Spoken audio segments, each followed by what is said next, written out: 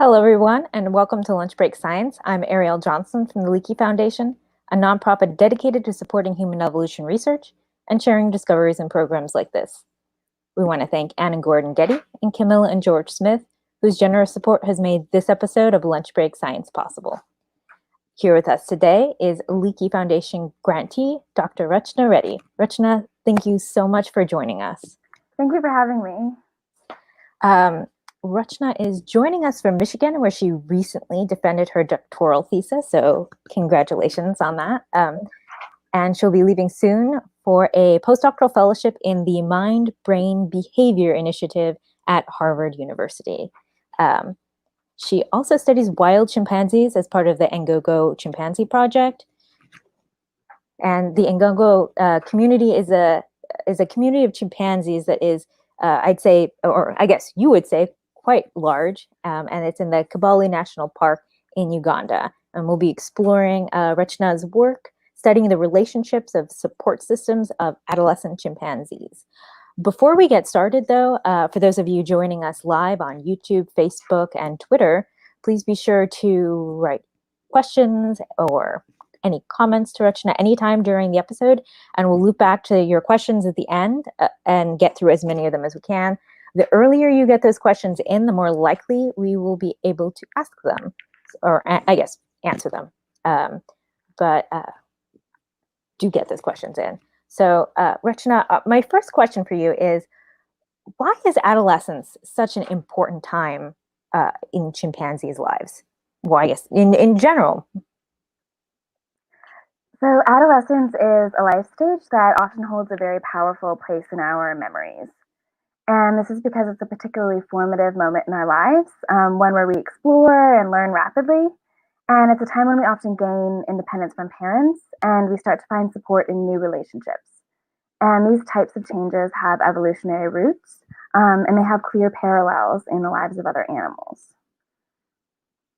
So for many animals, adolescence, that is a life stage where individuals can reproduce, but they're still growing physically and socially, is a particularly difficult time. Individuals suddenly face not only surviving, but reproducing as well.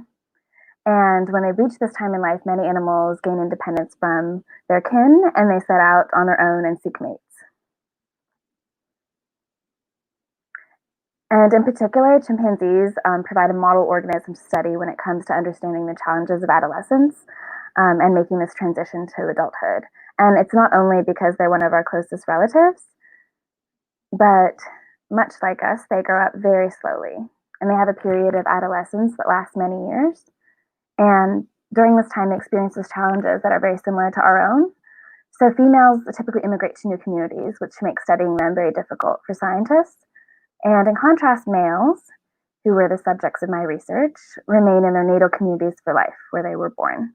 But even though they don't make as big of a transition, adolescence is an especially fraught time for them. And that's for a number of reasons. So first, during adolescence, male chimpanzees become independent from their mothers. And they begin traveling, feeding, and socializing by themselves without this company and support for the first time. And as they become independent from their mothers, they also start to forge new relationships with their younger siblings because they're no longer in constant company and frequent association with them. And during this time, males seek the company of adult males who form really close bonds with each other, but they ignore and behave aggressively toward adolescents. And it's with these males, these older, larger, stronger adult males, that adolescents have to compete to mate and reproduce with females. Because again, it's during this life stage that they become able to reproduce for the first time. It's so interesting. How do you go about observing adolescent behavior? So I carried out my research at Ngogo, a study site called Ngogo in Kibale National Park in Uganda. And long-term research on chimpanzees was initiated there. The long-term project was started by John Mitani and David Watts in 1995. And it's a very special place to work, not only because it's so beautiful, as you can see in this photo, but because the histories of the individuals have been documented for 25 years. and because the community is extremely large. So it consists of about 200 individuals, and this includes a very large cohort of adolescent males. But before I could even learn anything about the lives of these adolescents, I spent many months learning how to follow and find and document the behavior of chimpanzees from many mentors at Ngogo, and especially my advisor, Damitani. And while I'm at Ngogo, I wake up very early while it's still dark in a tent, which mine is the orange one in the back of the picture, if you can see. In the morning while it's still dark, I'll set off to search for the chimps. And once I find them, I'll follow them until it's late in the evening. And I'll choose one individual to observe for 3 hours at a time. And during those 3 hours, I record all social interactions between that individual or a focal subject and other chimpanzees. And for my PhD thesis research, I followed 30 adolescent and young adult male chimpanzees for nearly 1,500 hours over 17 months of field work. But I'm very lucky. In total, I've gotten to spend almost every summer at Ngogo since 2013. That's a lot of time. I feel I'm very lucky. What is it like spending that amount of time? Do you feel like you're almost a chimpanzee yourself? No, I don't feel quite like a chimpanzee, and I think maybe I feel least like a chimpanzee when I'm there somehow because I'm so close to them and I'm so on the outside of what they're doing.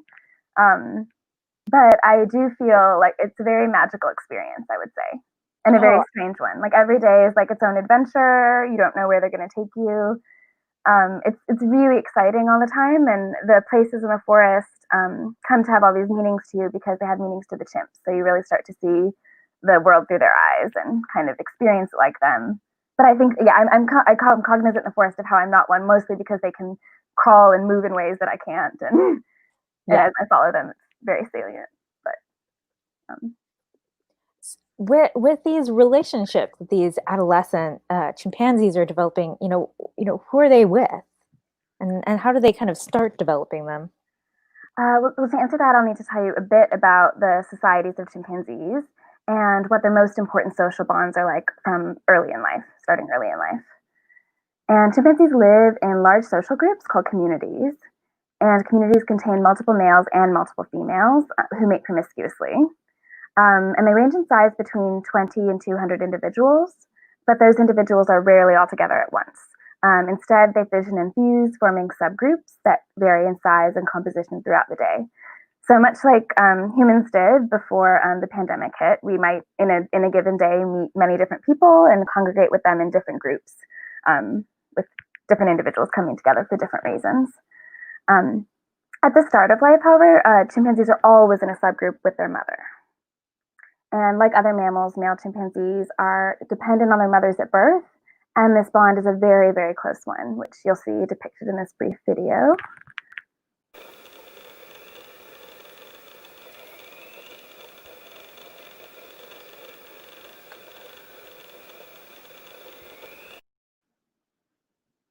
And as chimpanzees continue to develop during infancy, they continue to rely on their mothers for food and for transport.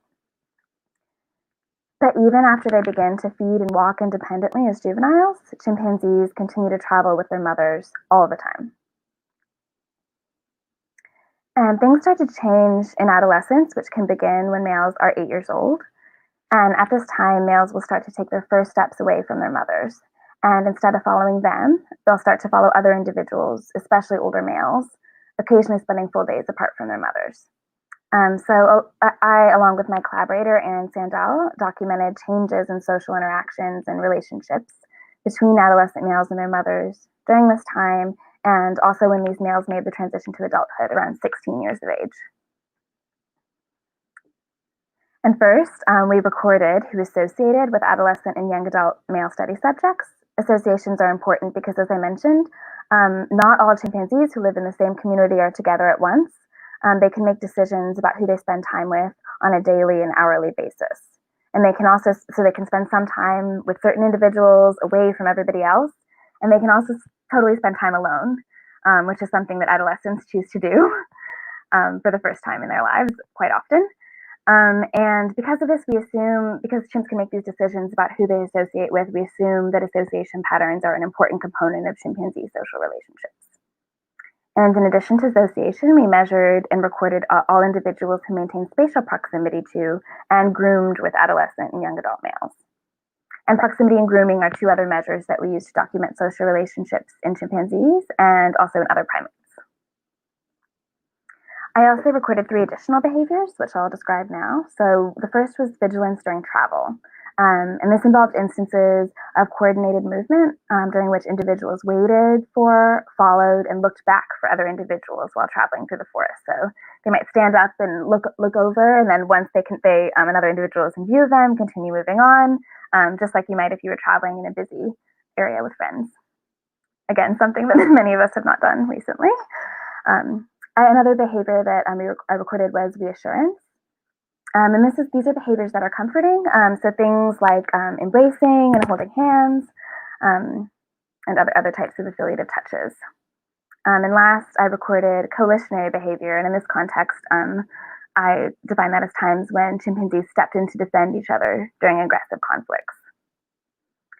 And when we looked at these types of interactions between males and their mothers throughout adolescence and into early adulthood, we found that as males grew older, the amount of time they associated with, maintained proximity to, groomed with, and kept track of their mothers while traveling decreased.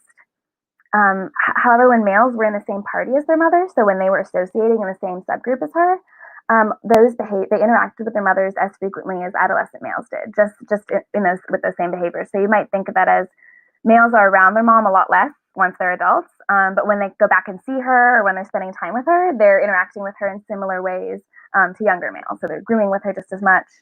But in contrast to adults, there were some behaviors that we would only see throughout adolescence and decreasing gradually during adolescence, and that was adolescent sons, but not adults, would cry for their mothers when they were separated. So even though adults still would sometimes keep track of their mother, they wouldn't cry if they were separated.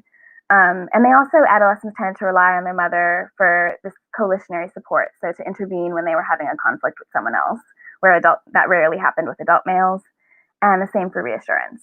So all chimpanzees engage in reassuring behaviors with each other, like embracing and holding hands behaviors.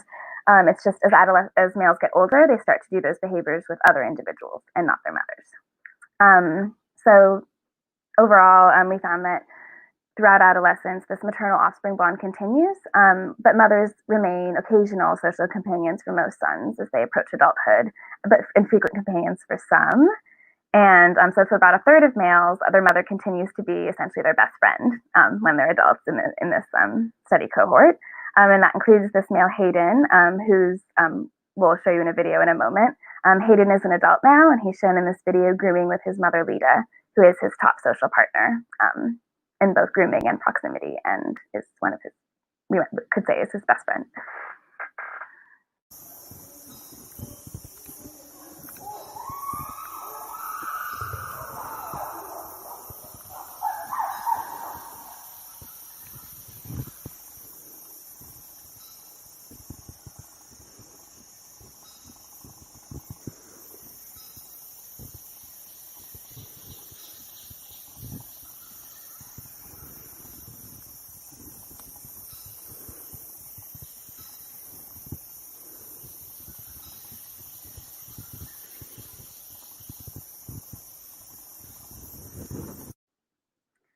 So although Hayden and in total, some other adult males have their mother as one of their top bond partners, in general, during adolescence, males gradually begin to form their strongest relationships with individuals other than their mothers.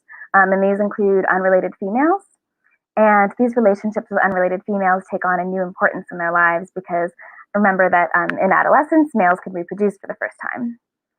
And so examining these bonds males formed with unrelated females and how they contributed to mating and reproduction was a central part of my research.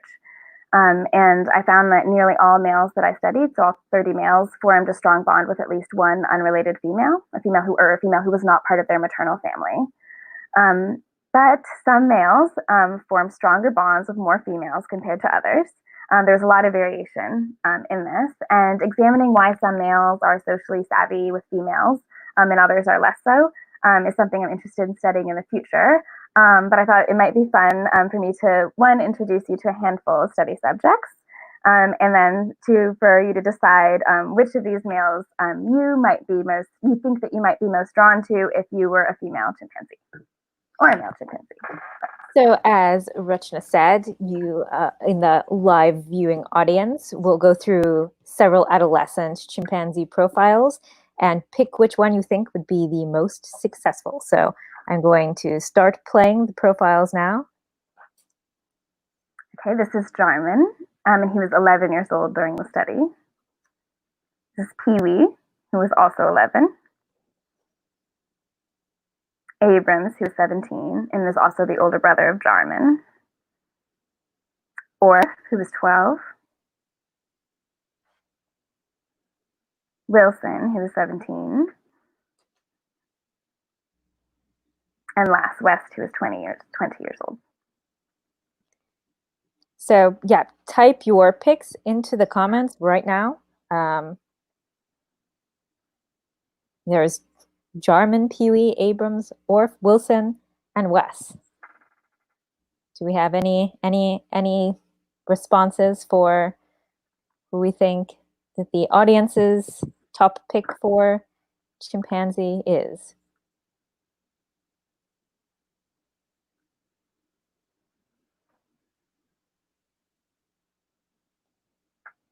We're still getting some in, so we'll give it a few more moments. We have one vote for Wilson. Getting some more comments in too. Oh, seems like Wilson is a. I guess it's his pose. So let's get what the Meredith. Oh, we have Orth or Wilson. It looks like we're oh Wes.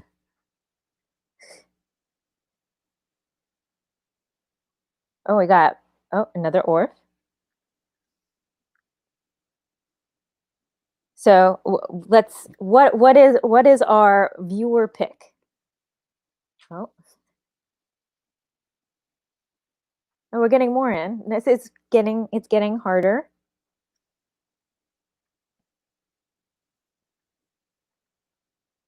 Our viewer pick is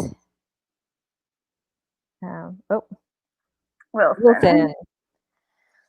So while Wilson is the viewer pick, who is the chimpanzee pick? The chimpanzee pick is Wes. Wes. So for those of you that guessed Wes, you align with the chimpanzee. So that was kind of fun.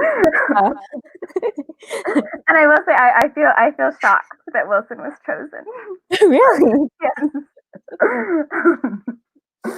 But so it was what was it about Wes that the chimpanzees like? The other chimpanzees, the lady chimpanzees. Wes, so I will say there's some element of it where I do not have any answer, but Wes does spend a lot of time grooming females. But other chimpanzees do that as well. So why he has so many females that when they see him, they come like sit with him and groom him and try to get him to start grooming them. I don't know. But that's something we'll be interested in looking at in the future. It might be things like, some chimpanzees can be interested in both of these activities, but some males are very interested in. Wes might, for example, if a lot of males are going on a patrol, stay back and not go on the patrol and stay with females. But he also does go on patrols. So I think that there are some individuals who might do that more than others. Wilson in particular can be quite aggressive to anyone, not in particular to females. So I have a lot of times seen him try to groom females and they leave. But that doesn't happen so much with Wes. He's often surrounded by many females and infants and grooming. So what is so unique about these adolescent male chimpanzees and the bond that they create with the lady chimpanzees? So the bonds that adolescent males in particular, and just to clarify, so Wes was a young adult during this study, not an adolescent. But for adolescent males, the bonds they form with unrelated females were really a central part of my research because the interactions that they're having with these females who are not part of their maternal family may be likely to change in adolescence because these are the individuals that male chimpanzees can mate with, these unrelated females, and males become reproductively mature in adolescence. So I was very interested in how males were interacting with these females as adolescents and what strategies they were employing to mate and reproduce with females. And here we know already, or prior to this conducting this research, we know a lot about strategies that adult male chimpanzees employ to mate with a limited number of reproductively available females. So these include competing with each other as they strive for high status in a dominance rank hierarchy. And high rank has many benefits, and the most important one is that it affects reproduction. High-ranking males father more offspring than low-ranking males. In addition, adult males direct aggression to specific females, using this to coerce them to mate with them. And while adult males use both of these reproductive strategies, adolescents are maybe unable to employ either of them. First, adolescent males are still young and physically immature, and because of this, they're unable to compete effectively with older, larger, and stronger adult males. And adolescent males are also socially immature, and they haven't yet integrated themselves into the social worlds of adult males. They're outsiders. And they receive frequent aggression from adults and remain on the outskirts of their lives, and they haven't yet entered the dominance hierarchy. And this is true even in young adulthood. So even for chimpanzees that are even after adolescence, in early adulthood, male chimpanzees tend to still be low-ranking. And they may be 20 years old before they really start to challenge other males for high-ranked positions. And in addition to not being able to compete with adult males, adolescent males sexual coercion may not be an available tactic for adolescent males. And this is because at the start of adolescence, male chimpanzees are unable to dominate adult females. But we do know that despite all these disadvantages, that adolescent males father offspring. And so the big question of my dissertation research was, how do adolescent males reproduce if they can't compete with adult males and they cannot coerce females? Well, because adolescents cannot compete with adult males or coerce females, I investigated whether they mated by forming affiliative relationships with females. And these types of bonds had not been documented before in this way in East African chimpanzees. And to test this hypothesis, I first needed to determine whether adolescent and young adult male chimpanzees formed affiliative bonds with females. And to do so, I used the frequency with which my focal subjects groomed and maintained proximity with other chimpanzees to calculate an affiliation index based on Jones-Silk's composite sociality index. So here you can see the equation that went into calculating that. And it's an index that combines observations of grooming and proximity, and it allowed me to compare the strength of affiliative bonds between different pairs of individuals. And as before, in addition to using this affiliation index, I recorded other affiliative behaviors between adolescent and young adult males, such as vigilance during travel and reassurance. I also recorded aggression and mating,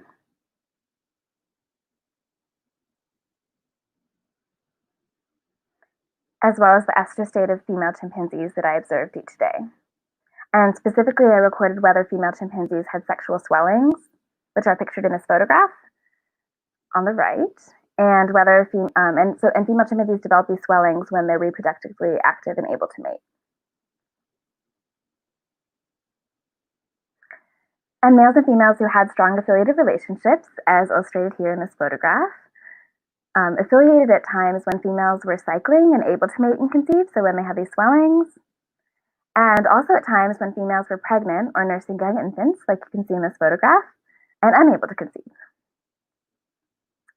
Pairs who had these strong bonds also kept a watchful eye on each other by remaining vigilant while traveling, doing so more often than other male-female pairs, and the same was true for reassurance. And importantly, the males and females who formed strong social bonds engaged in all of these behaviors more often than other male-female pairs after controlling for the amount of time they were in association and the times the females were cycling and able to reproduce. So they weren't just doing these things because they were together more often than other male-female pairs, or because males were attracted to females by the possibility of mating with them immediately. There appears to be something really different about these pairs. But although these males and females were relaxed in certain contexts, a surprising finding emerged when I examined aggression between males and females. Males selectively directed aggression to females with whom they shared a strong bond. And this observation raises two questions. One, does this aggression represent sexual coercion? That is, does it actually affect mating between pairs? Do adolescent and young adult males employ this aggression in the same way? Remember here that adolescent males are not dominant to females, where young adult males are likely to be dominant to females. And to investigate these questions, I constructed a set of generalized linear mixed models that included variables I expected to influence how many times a particular male and female mated. And these variables, these things that I thought would predict how often a pair mated, included the affiliation index between the pair, so how strong their affiliated bond was, male aggression toward females in pairs, and male age. I also controlled for the amount of time that females were in estrus or able to mate and conceive, and also how often pairs were together or in association by treating these as fixed effects. And I also considered interactions between these variables. So that's saying things like, well, I'll get to that in a moment. But in this next plot, the x-axis shows incidence rate ratios, or the multiplicative effects that each of our predictor variables, which are shown on the y-axis, have on mating success.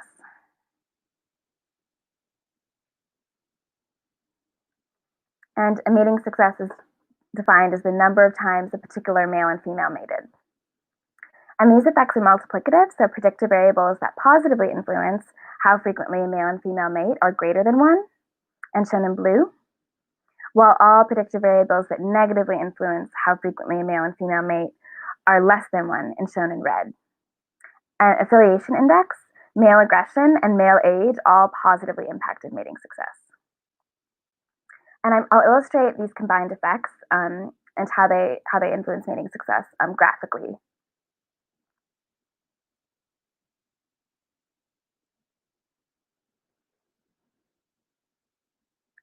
So in this slide, male aggression toward females is on the x-axis, and the number of times the particular male and female mated is on the y-axis.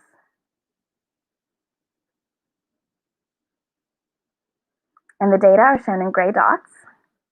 And next, I'm going to illustrate predictions generated by the generalized linear mixed model analysis that I just spoke with you about. And I'll show you the prediction for an adolescent male, shown in orange, and for a young adult male, shown in blue, and the females with whom they do and do not share strong affiliated bonds. So the model predicts that aggression toward females does not influence mating between adolescent and young adult males and females with whom they do not share strong bonds. But a very different picture emerges for adolescent males and females who share strong social bonds. Here, these pairs are predicted to mate irrespective of whether males display aggression toward females. In contrast, however, aggression appears to function as sexual coercion for young adult males, as both it and affiliated bonds influence mating success. However, even for young adult males, aggression has the strongest impact on mating success when males direct it toward a strong bond partner. So affiliated bonds improve mating success for young males, both adolescent and young adults, and the aggressive aspects of relationships become effectively coercive as males approach adulthood. That is really interesting. And you mentioned bonobos as well. I believe you're going to be studying bonobos coming up soon. Yes. So what are some of the new projects that you're working on? In this thesis research, I was very interested in looking at how social relationships change during development, and I focused a lot on their functional importance, or how they improve, or specifically I was interested in how they improve reproduction. and fitness when we're thinking about reproduction in particular.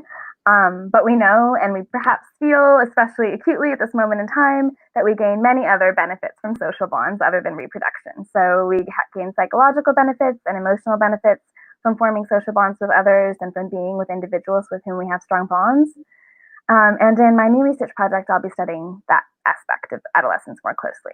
So I'll be continuing to study this cohort of male chimps, and as well as maybe younger adolescents at Ngogo, but I'll also be able to study bonobos, who have a very different social system and who go through different types of changes in their lives. Well, let's take some questions from the audience. Do we have any questions already? So chimps are promiscuous. Are there social taboos that prevent sons mating from their mothers and or sisters? Yes, there are. So, I don't know if we would call it a social taboo exactly in the sense of what that might mean to a human, but chimps rarely mate with their maternal sisters or they're born in. Typically, they're unlikely to mate with a paternal sister either, though they wouldn't have a way to necessarily to know that that was their sister. That doesn't mean that there are never matings between mothers and sons or between brothers and sisters who do happen to live in the same community. They do happen occasionally, but it's quite rare. Now, we were talking earlier before this before this episode started, and you were actually in the field in Uganda when COVID started. What was it like being in the field, and kind of how is that affecting field research right now? I'm sorry, I think I cut out for a moment, but you were asking how was it to be in the field when COVID started? Yes, and how is it impacting your research and research in general? So it's impacting research in general in that great apes are quite susceptible, or they are susceptible to many concern. There's a lot of concern about them being susceptible to COVID, and there's some evidence that that's very likely to be the case. So the Uganda government is very concerned about this, and they're limiting contact with great apes. But at the same time, there are still people monitoring chimpanzees and gorillas there to make sure that they're healthy and also that there's not poaching and things like that. But in terms of returning to do research, right now Uganda's in lockdown, so there's not. I'm not able to travel there, and even if I were, I don't know that I would be able to be near chimps, and that's what's most important is their safety. But absolutely. Human loved ones in other places in the world.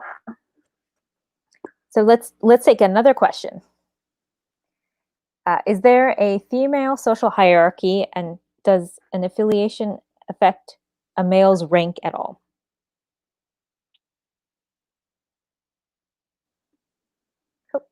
Is the question, does affiliation affect male rank or affiliation with females, or affiliation in general with anyone? Well, I get both, probably. I mean, does affiliation, their prior affiliation with females end up affecting their rank? So for males, achieving high rank status, it depends on them being able to compete with other males, but importantly, it also depends on them being able to form strong relationships and alliances with other males. So affiliative relationships are quite important to them gaining a rank position and maintaining that position. And then, is there a social hierarchy? Oh, sorry. Is there a social hierarchy for females? Was yes. The other question. Yes. So there is, but it manifests differently than males. And if you think about it, the things females are competing over are different. So there are differences in rank, but it's like a different. It's sort of it doesn't manifest exactly in the same way as the male hierarchy, where there's always these sort of ceremonial, you might even say, displays of dominance and who's displaying and things like that. But it tends to be females, and this is research coming from another study site Gombe, where when females enter the community, they kind of they establish their position, and then they kind of rise as they age. They age into a higher rank position, so their entry point matters. And then they kind of it's like if older females die, once they're older, they'll have a higher rank position. Yeah. But it's just not quite the same as how male rank manifests. And I will say one other thing, and this is more anecdotal, like the things that female chimps, if they when they are aggressive, in my this is more my personal anecdotal experience. They do not care the things that they are aggressive about. They do not care if someone is higher ranking. So like if an adult male like attacks, like hits their infant or something, or like their even an adolescent son, like I've seen mothers just chasing adult males. Or if a male has meat or is like trying to steal their meat, they might just scream and chase him. They'll kind of no one, if anyone messes with their kid or if they want meat or they have something they really want, sometimes they'll just go after it. So and then in this case, the adult male is higher ranking than them, but I've seen adult males like run away from an adolescent male's mother, like when she's going after them. So it's complicated. I can only imagine. I think we have time for one more question. Bonobos are amazing, obviously. Where are you studying them? I'm hoping I'll be to study them in Kokopori Bonobo Reserve, and I'll be advised by Dr. Martin Serbeck there. I guess. Well, it will be my first time seeing them in the wild. I'm really excited. That'll be really good. So we have one last question. Will you be able to extrapolate your research results to human adolescent males? And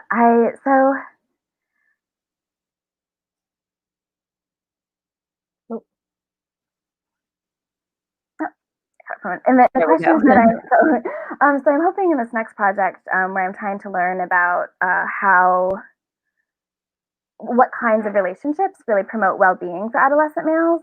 I do think something about that can inform if certain types of bonds and certain types of interactions make individuals, chimpanzees, feel more relaxed and more secure and help them sleep better, perhaps. Those same types of things might benefit us as humans because we're mammals and we're also very closely related to them. So in that way, I think those could be things that benefit humans.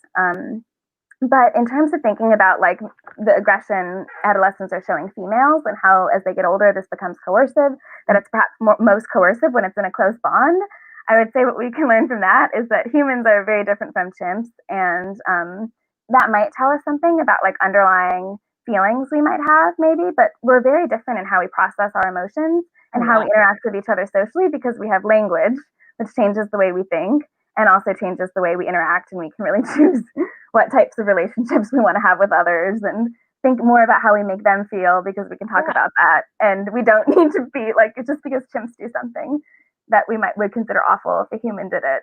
I don't think we are not. Totally, Yes. Well, Rachna, thank you so much for joining us. Your research was so interesting. Thank you so much for having me. Yeah. So if you would like to learn more about the Leakey Foundation, Rachna Reddy, and how you can help support research like Rachna's and educational programs like Lunch Break Science, you can visit us at leakeyfoundation.org. Right now, all donations will be doubled by 2 generous donors, meaning your impact will be doubled. Next Thursday, we meet Leakey Foundation scientist Haile Reda and learn about what it takes to reconstruct fossil paleo environments. Be sure to subscribe to the Leakey Foundation's YouTube channel, follow us on Facebook and Twitter, or sign up for our newsletter to be the first to hear about upcoming episodes and groundbreaking discoveries in human evolution research. Still hungry for science and can't wait till next week? Check out the Leakey Foundation's award-winning podcast, Origin Stories, available wherever you listen to podcasts. Lunch Break Science is made possible by the generous support of Ann and Gordon Getty and Camilla and George Smith.